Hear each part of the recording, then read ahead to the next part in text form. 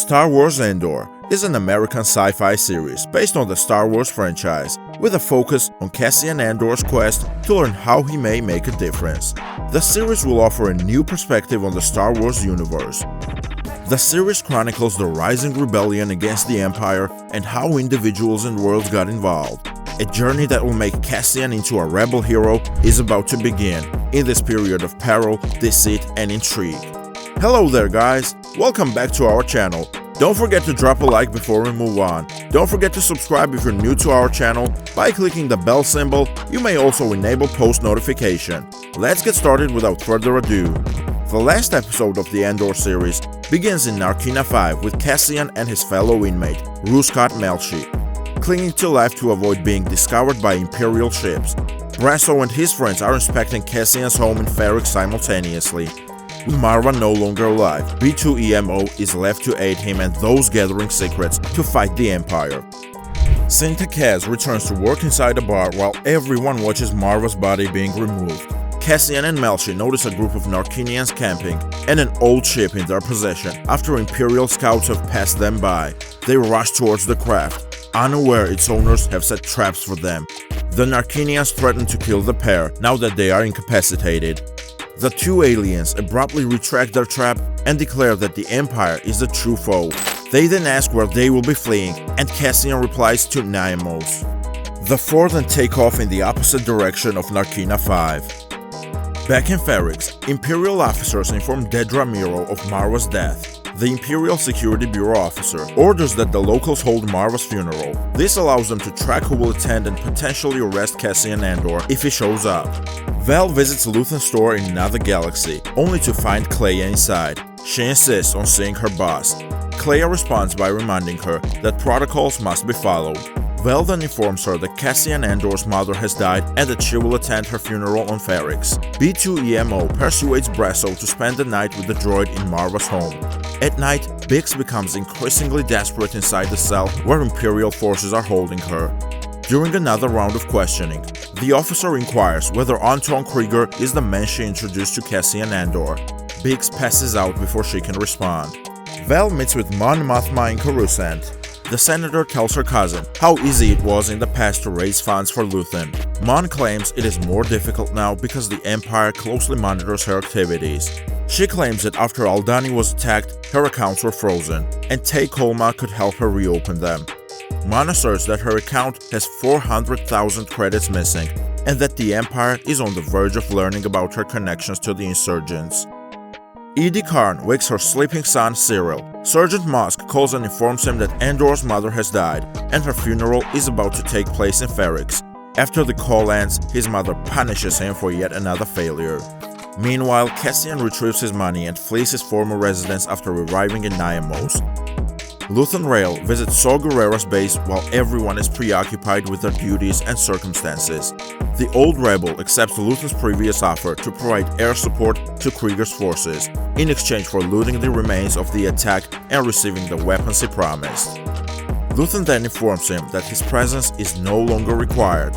This leads Saw to believe that Luthen is feeding Krieger to the Empire under the guise of ISB or protecting someone inside. In response, Luthen claims that he will discard the source he has spent years cultivating and training if he attacks the Empire and saves Krieger. After a tense exchange, Saw concedes. Cyril purchases a journey to Ferrix using credit stolen from his mother. Luthen learns from Kleya that Cassian's mother has passed away and that he is now in the open after his encounter with Saw. She restrains him that staying in Ferrix won't improve things. An Imperial patrol craft appears and calls Luthen's ship.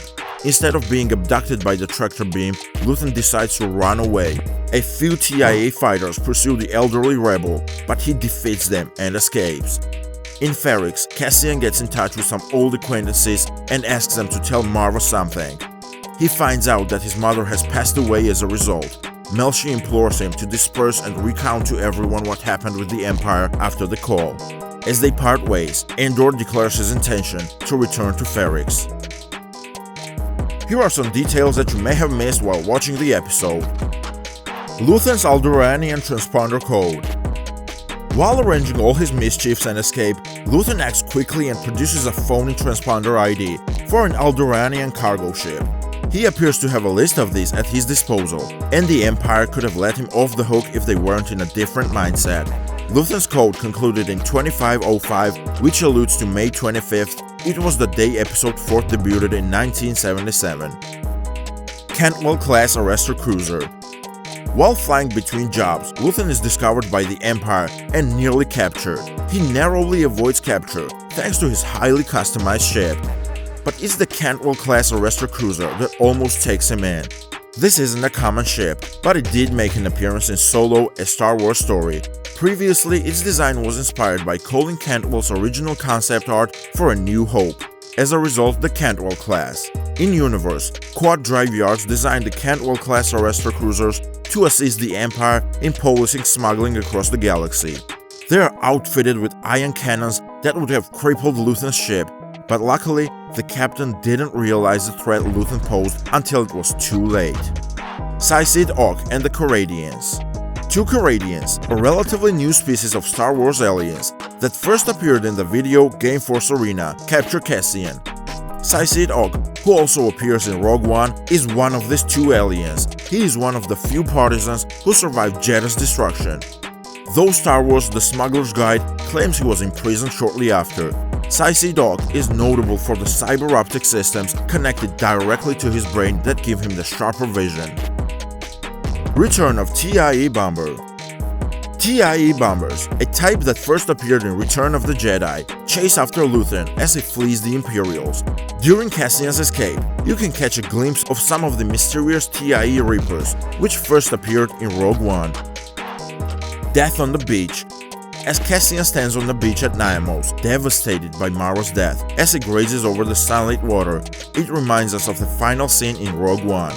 Cassian and Jyn Erso pull themselves to the beach on Scarif after successfully obtaining the Death Star's plans for the rebellion.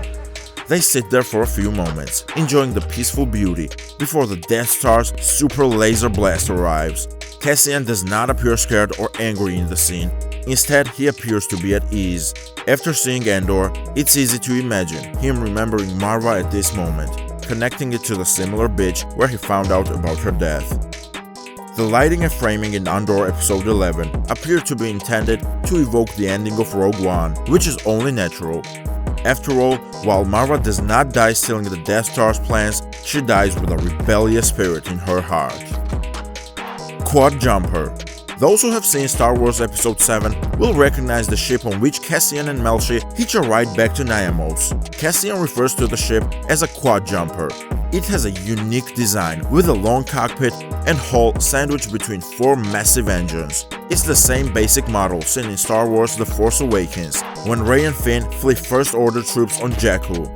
Rey names the quad jumper and attempts to escape aboard it, but when the ship is destroyed, she and Finn board the Millennium Falcon instead. The quad jumper seen in Andor is an older model, as Cassian remarks that it appears aged even for the time. There are no TIE fighters present this time to destroy the ship, and we finally get to see a real live quad jumper take flight. Familiar security camera. The security camera in Biggs prison cell on Ferrix, the white camera box, can be seen in the original Star Wars. The cameras are briefly seen in a close-up in the original movie, as Luke and the gang blow them up one by one to stop the prison block from being monitored. Han then gives the brass upstairs his famous assurance that everything is fine.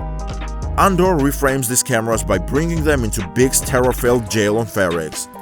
It highlights anything that never quits monitoring you and takes away the humor from their scene in A New Hope. The fact that the Empire imprisons Princess Leia and Biggs makes the point much clearer, not in Andor, where surveillance states are not taken lightly anymore. That's all we've got for today, guys. Also, don't forget to thumbs up the video and subscribe for more entertaining content, and we'll see you again soon.